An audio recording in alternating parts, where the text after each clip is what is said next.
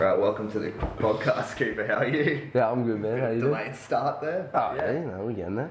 Alright, sweet, bro. So you've been really getting into your photography lately and actually probably hammering on social media. So let's go how you start off with how you started with that. So with photography, I started off just taking photos in nature. And then from nature, I started building up like a portfolio through using TFP models, which stands for Trade for Prints. Yeah. So it's like free shoots and everything. But I actually got through that through a friend of mine who was a model who helped me actually get into the industry. Like she's helping a lot, and now I've started to build up a portfolio. Now I'm just looking at doing some paid work. Yeah, because you just went recently down to Sydney to do a couple of shoots and that. Yeah, I was down there. I did 3 shoots while I was down there. It's pretty alright. So how did you say organise people for down there? So I use, there's a lot of like Facebook pages that you use, especially in the modelling and photography industry, that really helps. So we're kind of went stuck there. So like what equipment do you mainly use for that kind of, like for your photography and that, all the editing programs? So majority of the time, like I have my camera, and then editing wise I use Lightroom. I'm predominantly Lightroom, and then I use Photoshop in the back end of it if I want to do like a crazy like overlay of like different images where I'll throw like 4 or 5 images into one and it'll be good. But majority of the time I use Lightroom. But a big thing with Lightroom is especially on laptops, you can't just use like the little trackpad. You have to actually buy a mouse. It's fucking annoying. Yeah, because there's so much time and effort that goes into editing. So like, let's say even like with video editing, even watching my sister, it's like so many hours, but no one sees the process of that. Yeah. And that's for the bit that costs the money. It's not actually the shoot. Yeah. So like it's crazy. So you have like a history on like Lightroom and Photoshop. Like shows you all the edits you've done. And one time I went past, did the basic settings like the color corrections and everything, and I looked and there was like 20 edits already put onto the photo, and it tripped me the hell out. I was like, 20. I was not expecting that. Yeah. So it's like, yeah, so much time too, because you do like contrasting and that kind of stuff. Yeah, I do a lot of like color correction, contrasting, skin correction, spot correction, a lot of like backgrounds, highlights. Yeah, I'll get you to explain, I guess, the editing side of it, because not too many people know too much about that. Like, probably go more in depth, or like, how do you from taking the photo all the way to the end product? So taking the photo is like a quarter of the job. Yeah. Editing the photo is the hard part. So I'd take about 800 photos. I have a 3-step stage thing. So I go look through the photos. Then I go to stage 2, which is the photos I want to edit. From there, then I edit the photos, and that's stage 3. Stage 3, depending on how many photos, but if you're looking like about 30 to 40 photos, looking easily 2 hours, 3 hours, depending on how hard you want to work, depending on how easy it is. Not so much, it wouldn't be easy, it'd be more so how to, like certain images require more and other images don't, which I sometimes get tripped out on, because it'll be no more than about like a minute or 2 in between different photos, but one needs slight touches, the other one needs heavily touched, which is so crazy. Because it comes down to all the lighting, stuff, what kind of photos or effects you kind of been using. Yeah, like I've taken photos while being on like a trip over at Noosa, and everyone's like, oh, the sunset's going. I'm like, all right, let's get some motion in it. And they're like, oh, no, I'll be up there for a while. I'm like, nah, do the photo now. Within 15 minutes, lighting and everything just changed, and everyone's like, holy shit. Yeah. Because the lighting changes real quick, especially like when you're like doing it from like dawn or sunset. Yeah. And then like you have to get that perfect moment. It's quite hard. Yeah, it's hard to get in that actual thing with like, or trying to get everything else in play. So like, what's your main end goal, or like something you're aiming towards work for like this year with your photography? With this year, I think my end goal for this year would be to actually make photography my primary source of income, which is going to be really hard, because like I say, my parents ask like, why are you doing all these photos for free? But I can't just walk up to someone and be like, all right, give me $300. You don't know what you're going to get, but but here. So this is why I do a lot of these TFP shoots. Yeah. Because it builds up my portfolio, and so people actually kind of get a gist of what I can do. Because building your portfolio up, like even like with me doing my stuff, like you got to like spend like a couple of months or even with years to build that portfolio up before you can go charge that X amount of dollars, which people don't see that side of it, how much hustle you have to put in. Yeah, people don't see all the research and everything. Like there's like countless, like I've been using Photoshop for Lightroom for probably about, easily over a year. And like I'll go watch like a video on how to do a certain edit, and I'll look at it and I'll be like, far out, there's like a new little tweak that you can do that I never knew, which would have saved me 5-10 minutes each photo, which is crazy. Because I don't see like the hours and hours of research you have to put in to go to sit on that YouTube for like watch a tour for an hour and you're like sitting there with a notepad writing dot points. Yeah. Like more so with your stuff, you would have to do heavy research, wouldn't you? Yeah. You have to actually look into it. Mine, not so much. Because like mine's pretty straightforward because mine's all just there in front of you, where yours is you actually look at doing, like you actually have to look at different mindsets, different attributes and everything. Yeah, I guess that's like kind of the hard bit of what I struggle with, because like you actually have to have a lot of the research to back up with what you're saying before you come out with it. Yeah. Otherwise you get those people that come out and just ridicule you for it. I guess with photography you don't, because you're doing it so much behind the scenes. Yeah. It's not so straightforward. Yeah, like a lot of people in the photography scene are very supportive.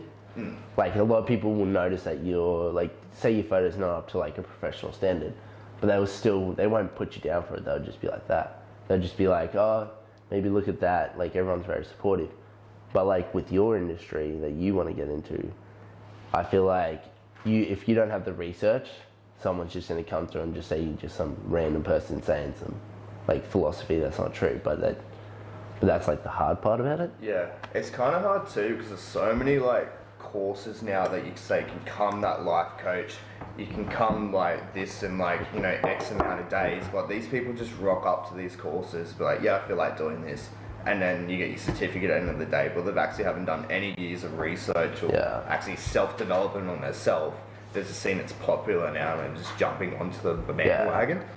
Yeah. So I went to like a business like coaching thing like probably November last year, and there was so many people there that had no idea what they're talking about, and they're like, I'm not sure if I want to do this and like stuff like that. And then you're like, why are you coming to this if you don't know if you want to actually do it? Because this is something that you don't want to turn into a sale kind of like industry, which it looks like it's eventually going to turn into. Yeah, going with that. Like with like your industry, like people see it, they see life coach, they see it as like a easy avenue. Yeah. Like if at the start it is, like if you just want to be some half-ass, but if you actually don't want to do well with it, you need to put those hours and hours of research in. Like it's like with like same with like photography, how like anyone can get out there and take a photo and then charge money. But like if you want to be like top of your industry, you have to put those hours and hours of worth of hard work into it. Like to make like those different edits, add your own little way, but you have to find your, like it's in the photography scene, you have to find your own way, but also be unique, which is so hard. Which is hard too, because with social media these days, everyone can just jump on the bandwagon and not actually have the passion for it. So they see all these people making big money on it, and they just jump onto it. Yeah. And so it's like, for example, like photography, people just jump on, buy a camera, and they go charge X amount of $100 just to take a picture. Have no idea how to edit, but just take the picture and then send it with no editing on it. Yeah. Like I remember when I first saw like a lot of like professional shoots. Like this is going back years. I'm like, oh, I really like that camera, but it's actually not even the camera, because it doesn't matter what camera you have. A good photo. You don't need a good camera to take a good photo. 100%. Yeah. And I think that's what most people miss out on. It's like you don't need those like the best quality stuff. It's all the behind the work kind of sense, if that makes sense. Yeah. I need to double check. That's like that fire out. They had me freaking for a second. I don't think it's connected. No, it should be. That's why it's on. Okay, fuck it. We're going. Yeah, keep going. Yeah. Should be alright. Yeah, that'd be sweet. But yeah, it's like, what was saying? So it's like how anyone can just jump in. Jump into like any industry now and be, you know, the semi best one. And I guess it's those people that get the loudest voices out of everyone. Yeah. It makes it very difficult for, say, if someone's actually very passionate about to up and come. Yeah. It also comes down to, like, I hate to say this, but especially in like the photography scene, especially within your industry, it's not about what you know, it's about who you know. Yeah. Like if you know someone who's like, that's like a wedding photographer and they're doing really well but they're overworked, then you can pick up work through that, and by that you also get a name by being associated with someone.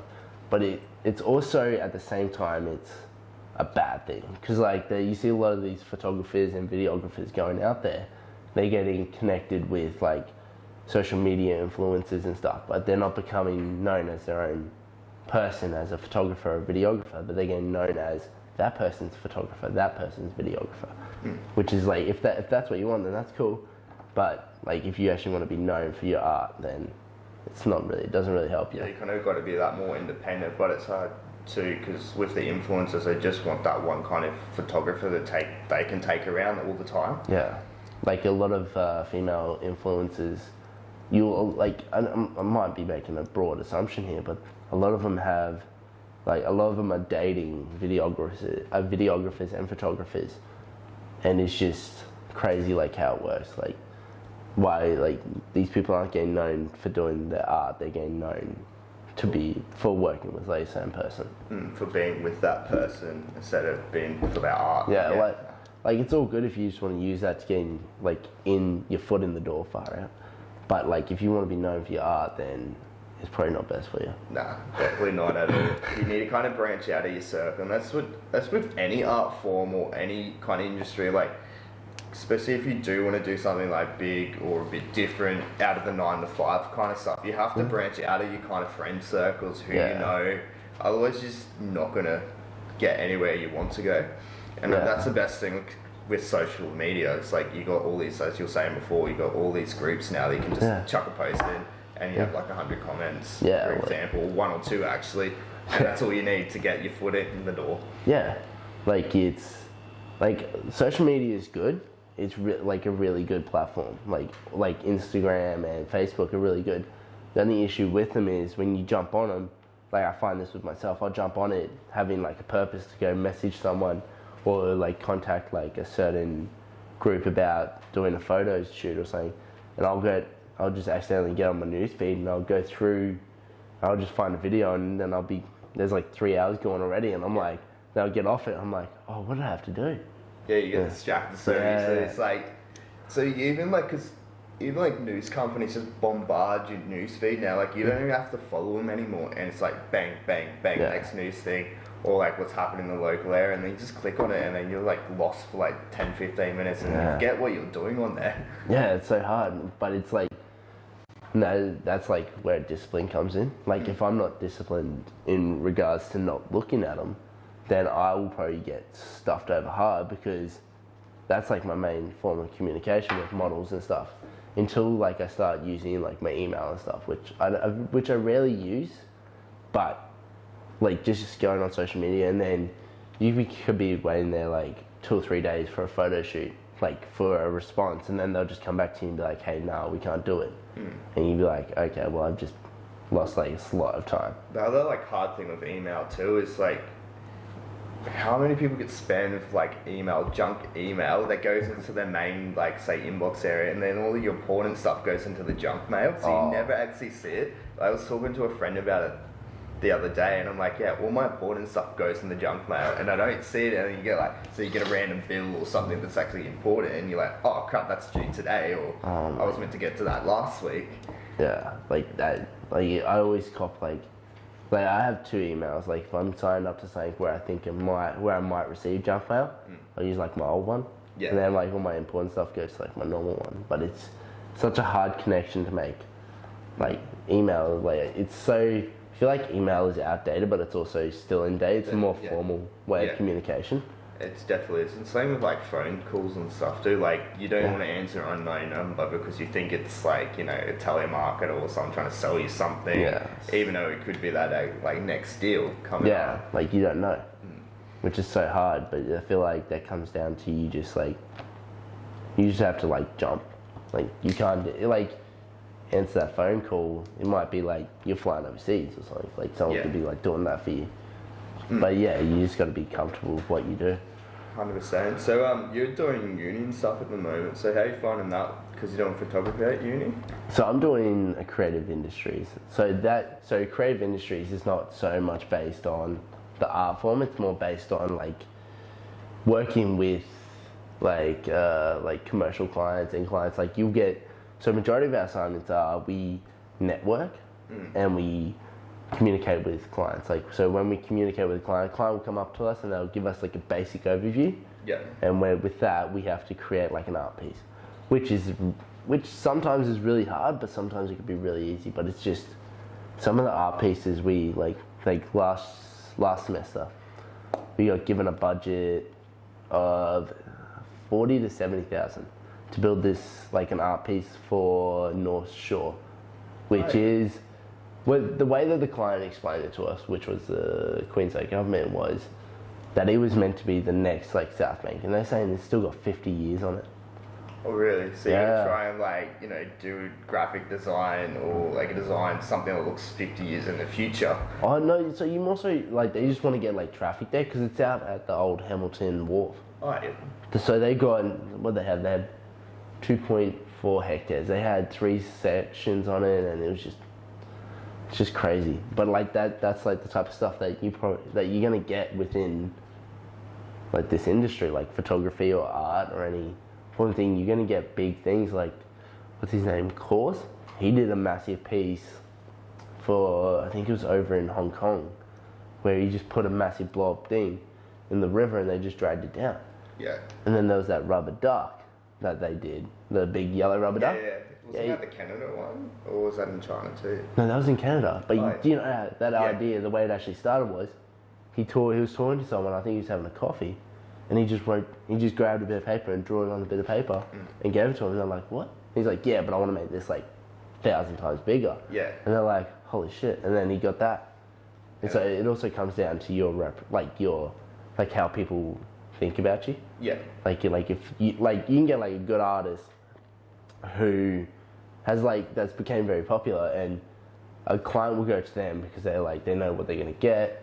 Whereas with like your new artists, they don't really want to go with them because they don't really know what they're gonna get, which makes it hard for us to get like your foot in the door and stuff. Yeah, so this is definitely a difficult bit. So go back to 2019. So what was like the biggest hurdle you had to go across in 2019 or? 2019 was like the biggest hurdle for me would have been like balancing like everything, like uni, work, and then like my photography. So like at one point I would go to work like a 9-hour day, go home, do like an assignment for about half an hour, do an assignment for about like 2 hours or something. And then after that I'll be burnt out and I'll be like, all right, I got photos to edit, so I have to edit the photos, and then having those photos ready within a week or so is still hard when you got like uni assignments and work. So it's like such a hard thing, especially for me as time management. But like it's just something that I just have to work on. Yeah, that's the hard thing too, because when you are starting out, is that you're juggling all these other things too, because you can't just go straight into it. You got to rely. You still got to go to your like main job, which that's your main source of income at the moment, and then say you got uni at the moment, so you're still learning. So you've got all these things from the starting point, and I guess that's why people don't do the side hustle kind of thing. Yeah. There's so much work you have to put behind the scenes, but it pays off at the end. Like the next, it might take 5-10 years, but at the end of the day, it pays off for you. Like I was part of this webinar, so it's like a seminar online, and this couple there's a photographer. She's been doing weddings for 10 years. Then her husband joined her about halfway through that journey. She started off charging $100, $200, then she went up to about $500 and $600, and now they charge between the two of them their cheapest package is like 16K. Yeah. They broke 7 figures last year as photographers, and I was like, that's pretty hectic. And you can charge that kind of money, and people don't think you can, but people are willing to pay that kind of money. It's like business coaching. People pay 10 grand for one session for an hour. Yeah, and they just they have the money. Yeah, and so all you have to do is build that brand up. Like, you could probably get the same person and probably do it for $1,000. Yeah, they'll probably know just as much, but because that person has a bigger brand, you can charge that $10,000. Yeah, which is crazy. So I don't know when we started filming. I think we're all good. Yeah, I think we've got like 10 minutes.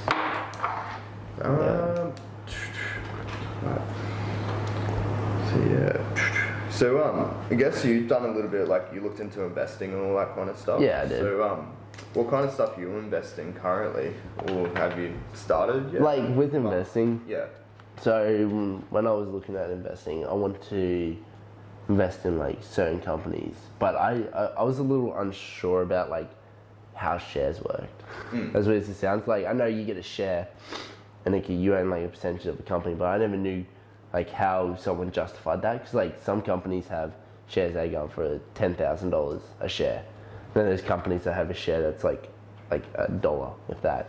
But I never really got into that. Like, it always like kind of worried me a little bit, and especially the way the market's going. Like, there's like massive, like the trade wars between like China and the US, which is really screwing over a lot of people, but it's also helping like the US. Like one of the biggest tariffs that Trump put on was the steel. And as bad as it is, he put 60,000 jobs back into Detroit with that, because they had to go through a local market instead of going overseas to get it, which is, as bad as it sounds, like the people are paying more, but they're keeping, like, people are getting more jobs and stuff. So yeah, it kind of helps out with that. That's a hard thing with shares too, because there's so many, like, when you get into it all, it's not as basic as you think. No, it's not. Like, there's basic ways to invest, but once you want to do individual shares and then learn about the dividends, how they work, and then today's market's pretty, I wouldn't say it's hard, but like everything's so expensive, it's overpriced because interest rates are so low everywhere too. So it's like, it's kind of a hard time to, if you want to jump in, but then they do say like there's no actual good time to jump in. It's just getting as early as you can. Yeah, like if you don't jump in today, it's going to be worse than jumping in tomorrow. Yeah. Like it's just like you have to take the leap. And maybe you hit like a hard spot, but then usually you will go over, like you'll pass it. Yeah, that's it. It's about being there the longest, because like, I guess with investing, it's about thinking about long term, not short term. But everyone thinks about it, it's gambling. But like, it isn't really. If you sit there for 10, 15 years, you'll make money guaranteed. Yeah. What is it? The S&P 500 is like guaranteed to 5-6% each year or something on average. Or is it more? I don't actually know. I actually haven't had much to do with the investing scene. Yeah. For like a little while now. Yeah, because I've taken a step back from it too, so I can concentrate on more like this kind of stuff, because it is. You do have to do your research into that, otherwise you kind of get stuffed over. Yeah, like if you don't love that stuff, it's like pretty much dragging an anchor, man. Yeah. But that's where I was always set on doing like the business, like lifestyle and everything. I was dead set on it. And then I started doing art as like a way through to like business. And then I found like a weird love for art. Like I couldn't, like with art, I could just really like do really well with it, but then when it came to business, it was just so hard to focus and everything. Yeah, I guess that's the thing with like, art and business, you can kind of combine the two together a little bit, but then it's like, also when you start that business, you've got all the art skills, so you don't have to hire all that, or you know what they're kind of doing. Yeah, that's how a lot of like business people, like especially within the YouTube scene, that's where they're doing really well. So a lot of them had to film themselves and everything.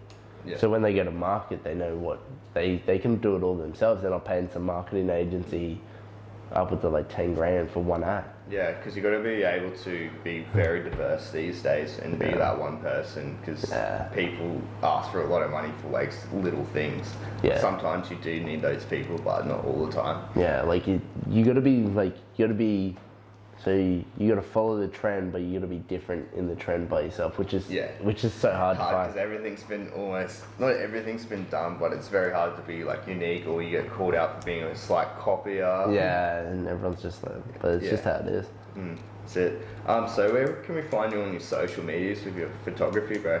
So it's CL__photography for Instagram. I think that's all I have at the moment. I haven't started up a Facebook page yet. Yeah. Get onto that soon. Yeah, get on it. Yeah, get onto that, and I'll link them all up for you and that. So, cheers, buddy. That's all good, bro. Final question: what's the legacy you want to create? The legacy I want to create. I want to create a magazine. I want to create a photography magazine where it's not the same old shit, but I kind of want to make it like a social media, but like where people can actually take it home and they can keep it. Like with social media, if we get like, if there's like a blackout ever, there's all the photos going and everything, like all the cameras and stuff will go. That's why a lot of people are going back to film. Yeah. Because as soon as you get that blackout, it's yeah, you're done. That's why a lot of people keep a lot of gold around, because gold still keeps its value even if the market crashes and everything. That's it, man. Yeah. Cheers for coming on anyway, bro. Yeah, all good. Cheers. Wow.